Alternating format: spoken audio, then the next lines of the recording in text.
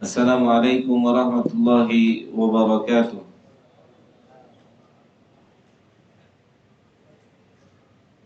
Alhamdulillahi rabbil alamin. Wassalatu wassalamu wa tamani akmalani ala al-mab'uthi rahmatan lil alamin wa ala alihi wa ashabihi wa man sara ala nahjihi ila yaumiddin, amma ba'd. Alhamdulillah, segala puji milik Allah Subhanahu wa taala, Rabb semesta alam, yang memberikan kita semua kenikmatan yang sangat banyak, yang kita tidak sanggup untuk menghitung kenikmatan yang telah Allah berikan pada kita. Semoga kenikmatan tersebut bukan kenikmatan yang disegerakan oleh Allah, sehingga kita tidak mendapatkan kenikmatan berikutnya di negeri akhirat. Salawat dan salam semoga Allah Subhanahu wa taala senantiasa memberikan dan mencurahkannya untuk Nabi kita tercinta, Nabi Muhammad sallallahu alaihi wasallam,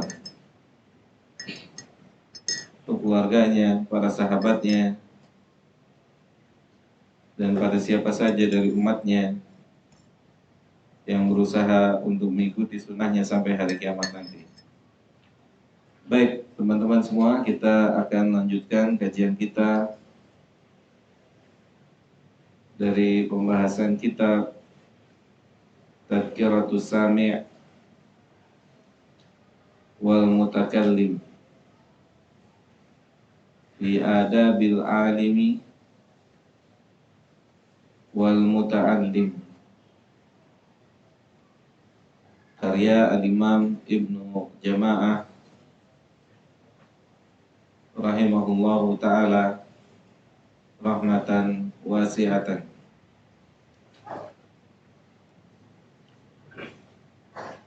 Petugas membaca malam hari ini adalah Akhi Dedi. Silakan.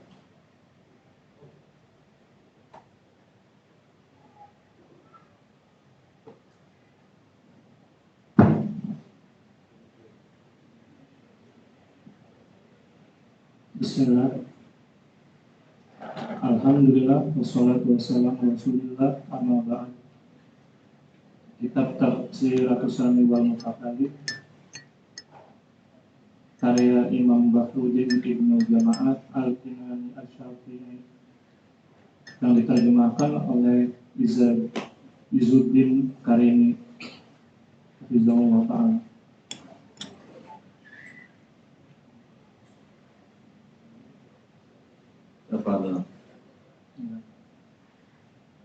Derajat orang yang berilmu yang paling rendah adalah menjauhi keterkaitannya dengan dunia.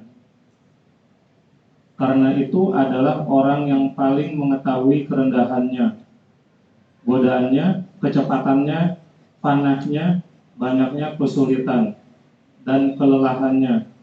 Ya, kasratu ta'abiha, banyaknya keletihan, capek yang berkaitan dengan dunia. Capek, kemudian sesuatu hal tersebut akan hilang. Sudah capek dicari, kemudian yang dicari akan hilang, akan dia tinggalkan. Itulah hakikat daripada dunia. Oleh karena itu, penulis mengatakan, kenapa seorang yang berilmu, terutama ilmu yang dimaksud oleh penulis adalah ilmu agama, yakni orang yang berilmu adalah orang yang paling layak, paling pantas hidupnya menjauhi atau bergelut atau yang sejenisnya dengan dunia, dengan dunia. Penulis mengatakan alasannya bermacam-macam. Alasannya banyak. Yang pertama, penulis mengatakan karena fitnahnya dunia. Fitnah dunia sudah kita bahas. Kemudian pertemuan yang lalu kita bahas sifat daripada dunia adalah cepat apa? Cepat hilang. Cepat hilang. Nah, pembahasan kita di malam hari ini kita mulai sifat di antara sifat dunia, yaitu meletihkan, memakan waktu dan yang semisalnya. Ya, sifat daripada dunia meletihkan, memakan waktu dan banyak hal-hal yang lebih besar harus kita korbankan untuk dunia. Seperti misalnya gini, ada sebuah hadis Nabi Muhammad SAW itu bertanya kepada seorang sahabat yang bernama Dhahak.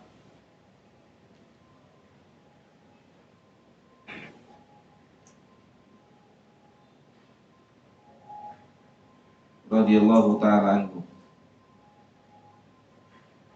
Dalam hadis Nabi SAW bertanya kepada Dhahak bin Sufyan,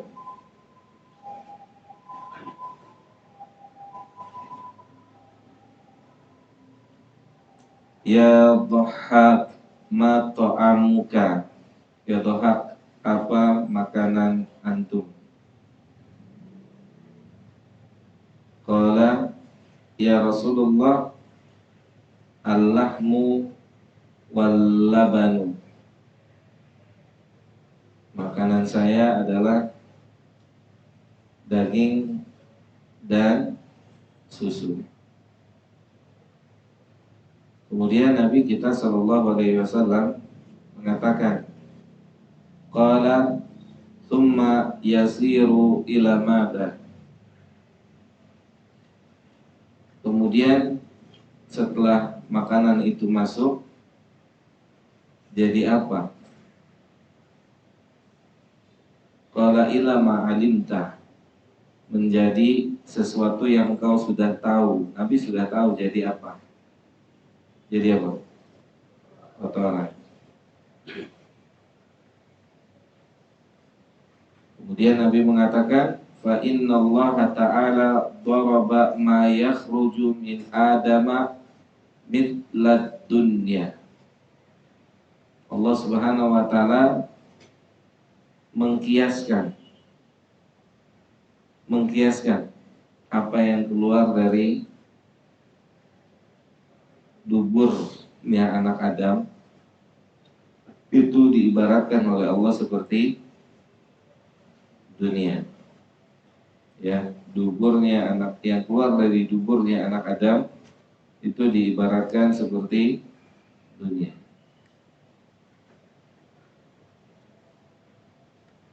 Dubur yang keluar apa? Kotoran.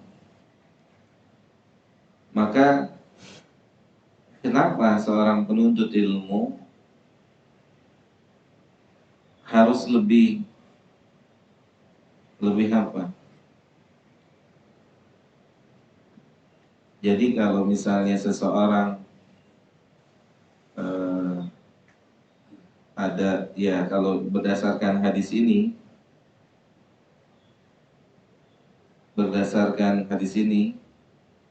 kalau seseorang membanggakan dunia berarti membanggakan kotoran. Sahih? Benar enggak?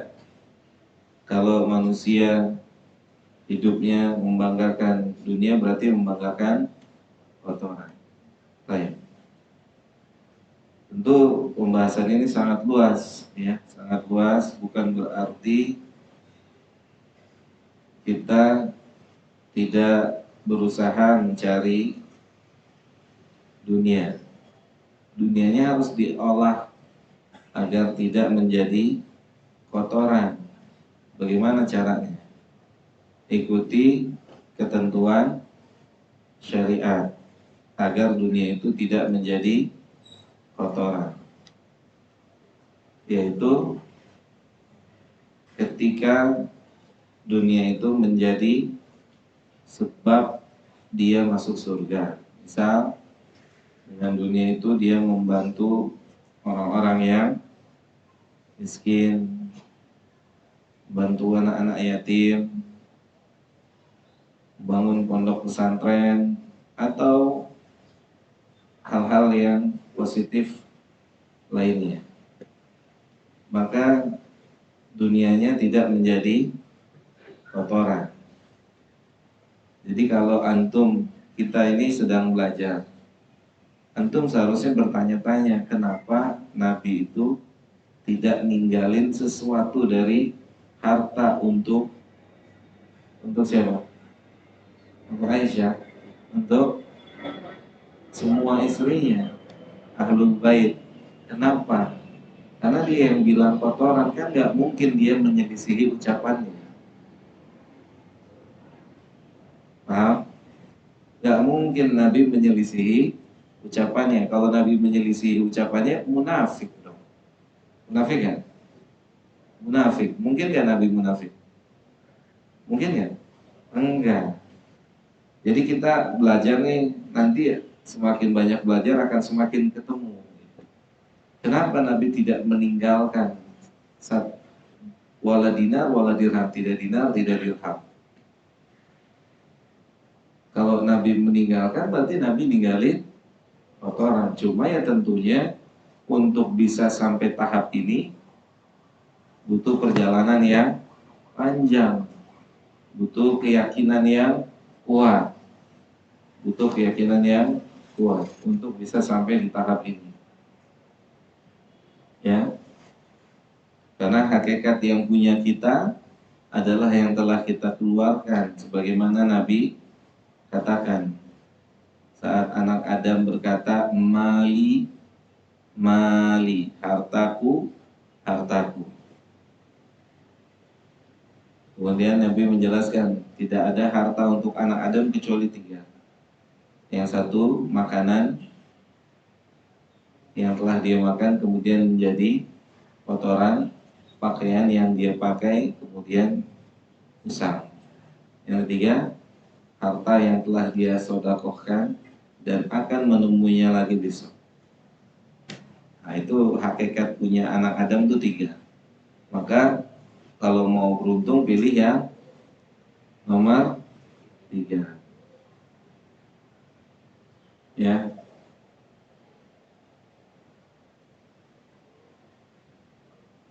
Maka teman-teman semua, untuk masuk surga pun capek, letih, ya capek, letih.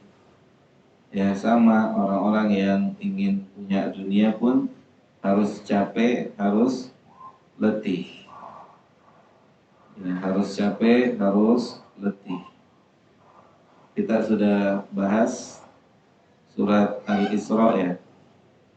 Surat Al-Isra ayat ke-18 dan 19. Surat Al-Isra ayat 18 dan ayat 19. Di ayat 18 Allah bilang manusia semaksimal apapun mengejar dunia, tetap kemungkinannya ada dua, bisa dapat, bisa tidak, tergantung kehendaknya Allah. Di ayat 19, ketika manusia maksimal untuk kejar akhirat, maka pasti dia dapat. Dan tentunya keduanya akan menghasilkan letih dan capek. Sama-sama letih, sama-sama capek. Yang mengejar dunia capek, yang mengejar akhirat juga capek. Sama capek, lemas, ya, lemas, capek. Tentunya capeknya jadi poinnya berbeda. Poin mengejar dunia, capeknya capek tidak berfaedah, tidak berfaedah yang banyak, atau bahkan tidak berfaedah jika tidak diarahkan, tidak berfaedah untuk hidupnya di dunia maupun di akhirat.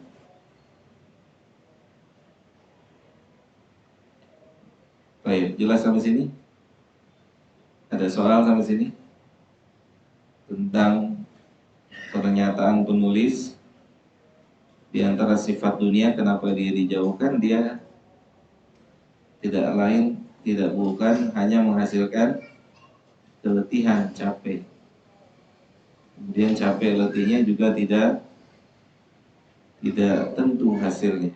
Hasilnya belum pasti. Baik, nggak ada soal, jadi untuk akhirat. Baik. Kalau untuk akhirat, makanya di apa namanya? Sebenarnya nggak boleh mengeluh capek untuk mengejar akhirat, itu nggak boleh, karena butuh dalil untuk apa namanya? Untuk punya statement seperti itu butuh dalil. Justru kan Nabi bilang gini, kata Nabi SAW,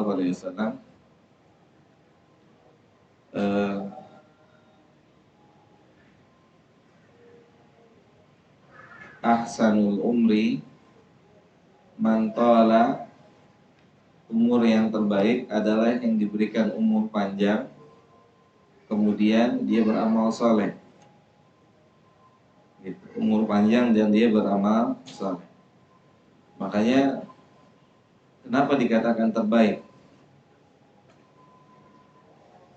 Umur panjang dan beramal soleh kenapa dikatakan terbaik? Karena nambah pundi-pundi kebaikan. Pundi-pundi kebaikan. Gitu. Jadi untuk mengejar akhirat memang capek, letih. Capek, letih, harus banyak pengorbanan. Makanya ini yang disebut dengan manhaj.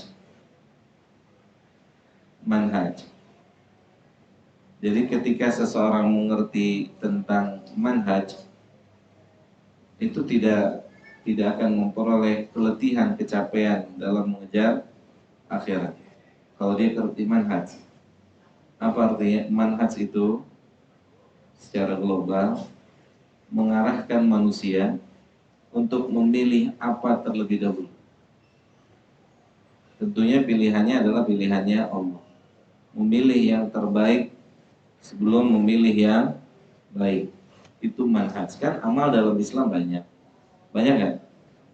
Beraneka ragam. Nah, manhajlah yang menentukan amal apa yang seseorang akan ambil. Di amal A ada yang ngamalin, di B ada yang ngamalin, di C ada yang ngamalin. Tentu ketika seseorang misalnya dia mengambil amal yang C, amal yang D, yang seharusnya dia bisa mengambil amal yang A, yang amal A ini bisa memberikan dia sesuatu hal yang istimewa, banyak, melebihi apa yang dia dapat dari amal yang C, dan D. Contoh nih, misalnya ini, Anda kasih contoh aja.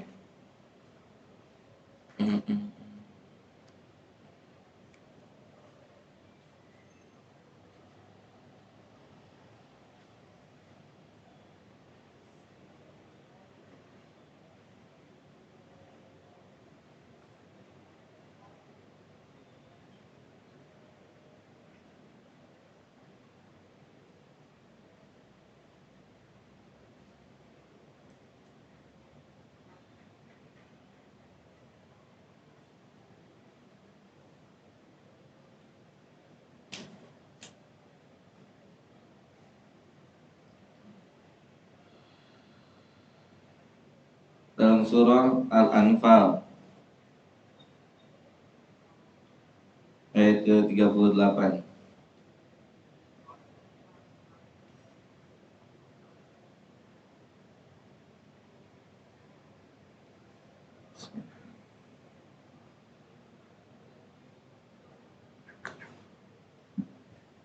Coba baca Dedi. Katakanlah Nabi Muhammad kepada orang-orang yang kufur itu, jika mereka berhenti dari kekafirannya dan masuk Islam, niscaya Allah akan mengampuni dosa-dosa mereka yang telah lalu. Jika mereka kembali lagi memerangi Nabi, sungguh berlaku kepada mereka sunnah, yaitu aturan Allah untuk menjatuhkan sanksi atas orang-orang terdahulu. Baik. Lihat, ini salah satu manhaj dalam berdakwah.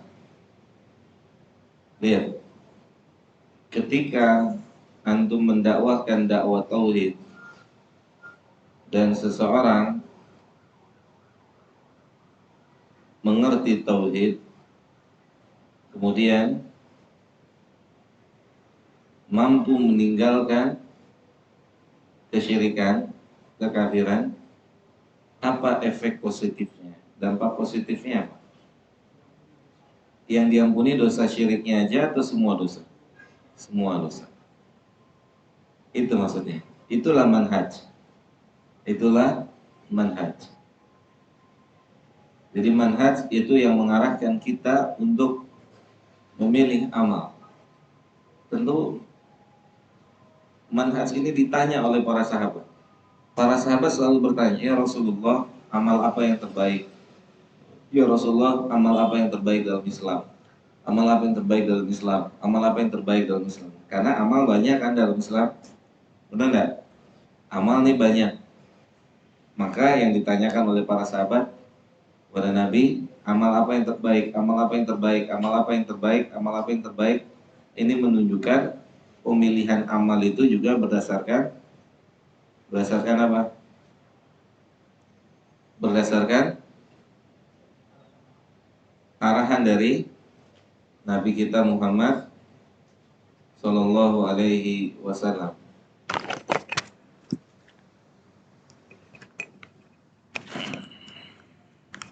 Hukum asalnya nggak boleh mengeluh capek. Hukum asalnya itu karena memang kita tercipta untuk apa? Beribadah. Nah, maka harus dicari solusinya biar tidak merasa capek. Harus dicari solusinya, dipelajari. Makanya kalau mau pelajari, pelajarilah para salaf kita. Salaf kita. Itu pernah mereka pulang perang, baru sampai rumah. Nabi bilang perang lagi. Coba. Gimana? Nggak tahu diri nih Nabi nih. Baru juga pulang. Itu mah levelnya Om Erik yang begitu. Levelnya Kartono, levelnya kita semua.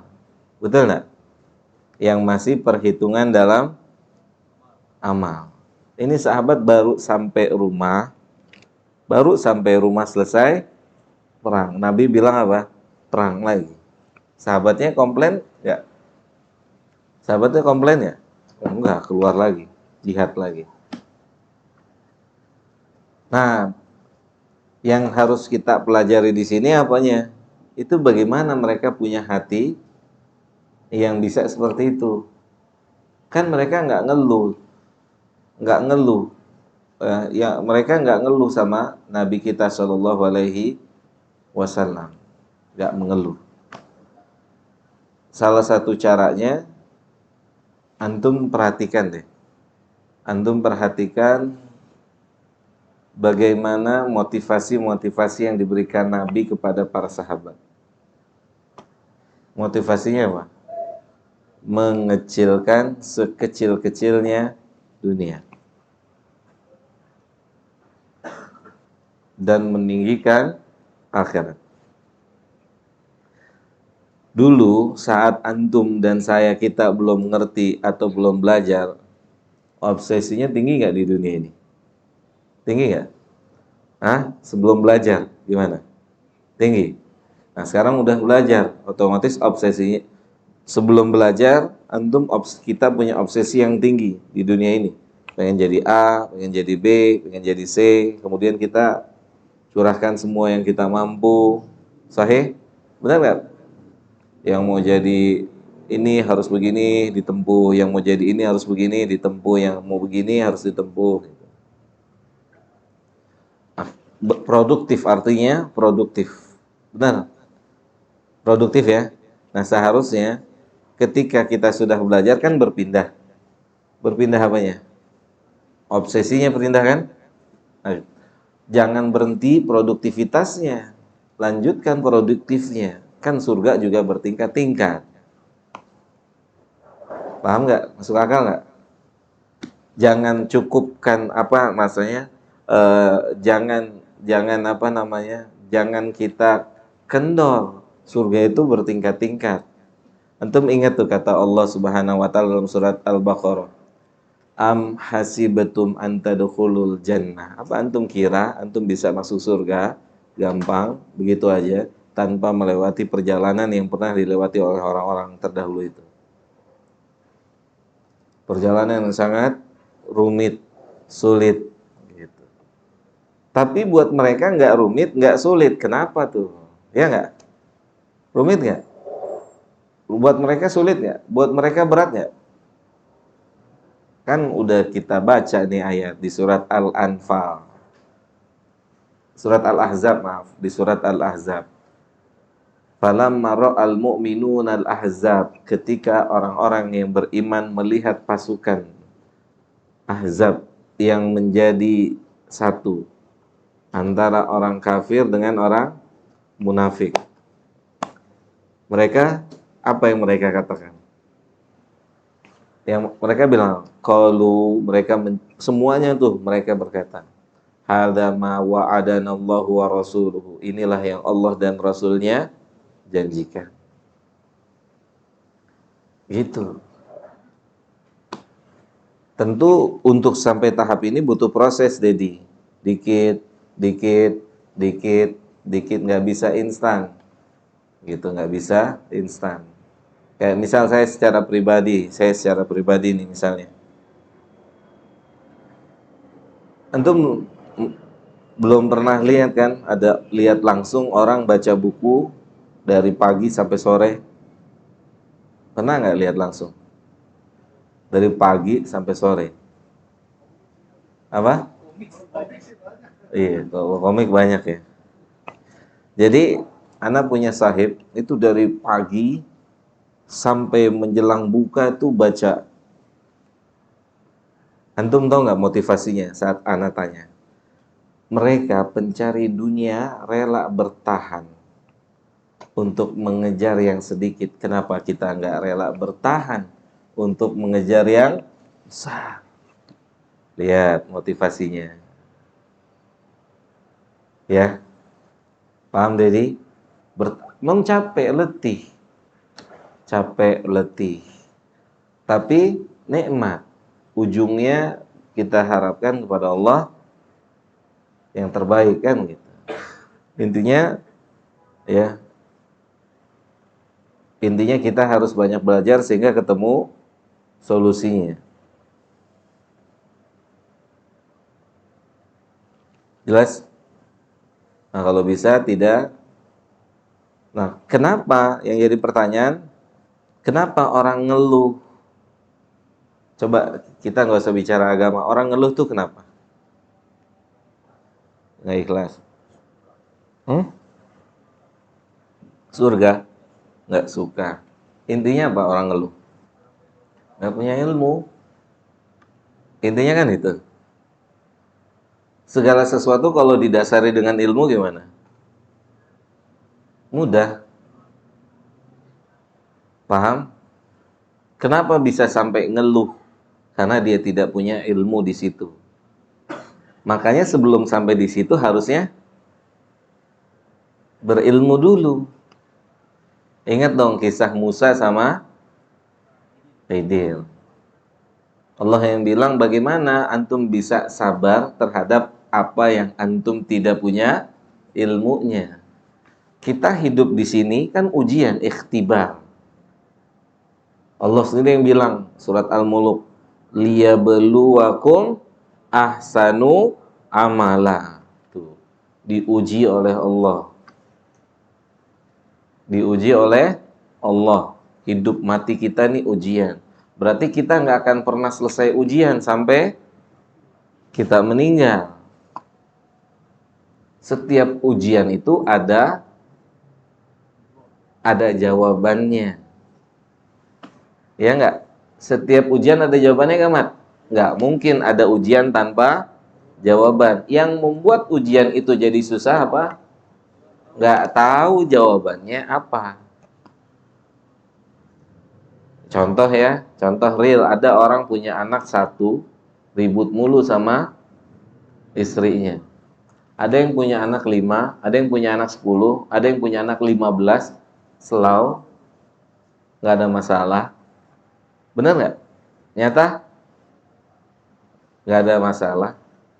Intinya balik kepada ilmu. Intinya balik kepada ilmu. Itulah dahsyatnya ilmu. Antum ingat kisahnya Ibnu Abbas saat berdialog dengan orang-orang Khawarij. Orang Khawarij punya syubhat di kepalanya.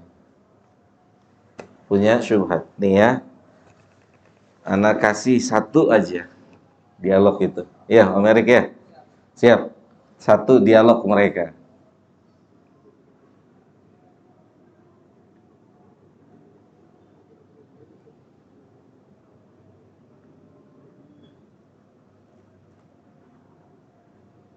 Antum buka firman Allah dalam surah An-Nisa ayat ke-35.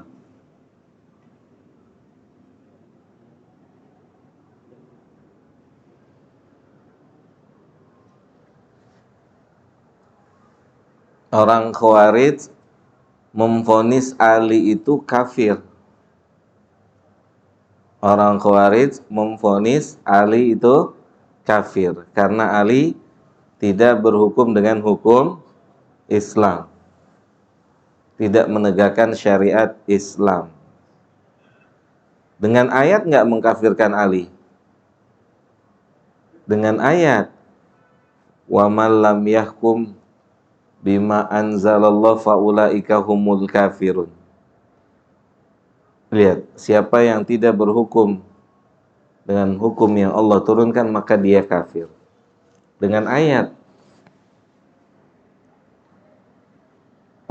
Kemudian Ibnu Abbas minta izin kepada Ali untuk nemuin mereka.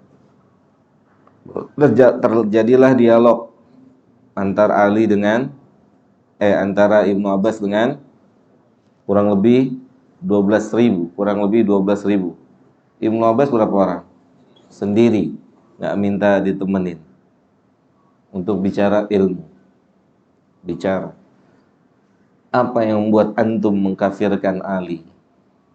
Apa yang membuat antum memberontak? Ali. Apa kata mereka? Ali itu kafir karena Ali tidak menegakkan hukum Islam.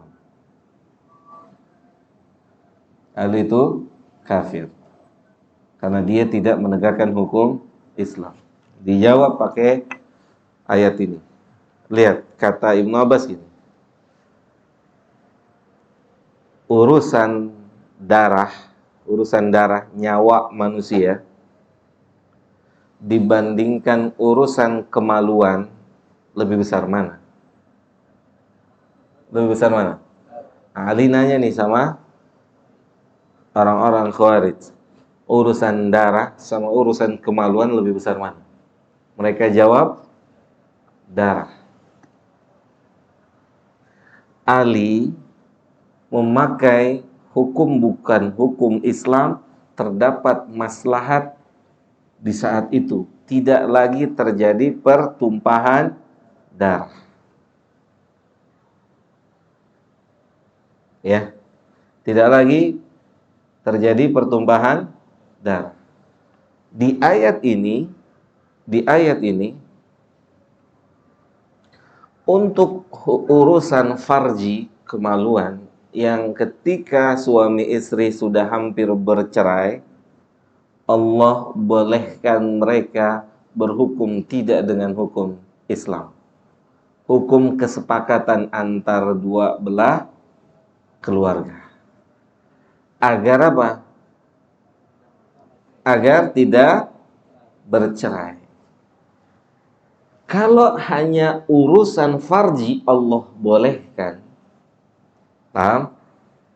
Maka urusan darah jauh lebih layak untuk diizinkan oleh Allah. Lihat cerdasnya Ibnu Abbas. Urusan farji Allah bolehkan. Misal suami istri ribut nih, ini jalan terakhir dalam Islam, ribut, maka si suami ngirim utusan orang yang baik, soleh atau soleha, si istri juga ngirim utusan, mereka berdialog nih, bagaimana caranya ini suami istri tidak cerai, dengan apa aja deh pokoknya, paham nggak? Paham nggak sampai sini? Itu Islam membolehkan. Islam membolehkan. Terus pasti akan lebih dibolehkan lagi ketika urusannya lebih besar. Urusan apa? Darah.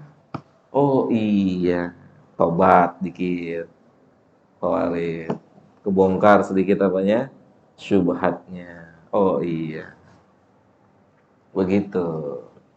Jelas sampai sini? Mafhum? Nah, ini sedikit tentang ilmu, makanya antum usahakan selalu gunakan ayat Allah, fas'alu ahla dzikri in kuntum la ta'lamun. Tanya, jangan suka ngambil kesimpulan sendiri. Tanya kepada ahlul ilmu, tanya. Karena bisa jadi ada yang kita tidak ketahui yang dia sudah tahu. Contohnya seperti siapa? Musa dan Khidir. Apa yang Musa nggak tahu? Di balik perbuatannya Khidir. Tuh kan, udah Nabi bilang, antum nggak sanggup sabar sama saya. Musa sebutin, Khidir sebutin kan semua A, B, C. Yang membuat Musa memvonis Khidir, antum berlebihan, antum salah, antum sesat, apa? Karena secara zahir Khidir melakukan perbuatan yang tidak baik. Paham? Tetapi ternyata di balik itu ada ilmu Khidir yang tidak dimiliki oleh Musa. Makanya Allah bilang, wa kaifa tasbiru, bagaimana seseorang bisa bersabar, malam tuhita bihi, yang seseorang tidak punya ilmu di dalamnya. Nah, jadi untuk menghilangkan apa? Menghilangkan pertanyaannya Dedi nih, capek, letih. Seseorang harus punya ilmu. Coba nanti kita lihat surat Ad-Dzariyat. Ketika Allah mengatakan orang-orang para sahabat itu orang-orang yang sedikit sekali tidur di malam hari. kanu qalilan minal laili ma yahja'un wa bil ashari hum yastaghfirun. Tuh.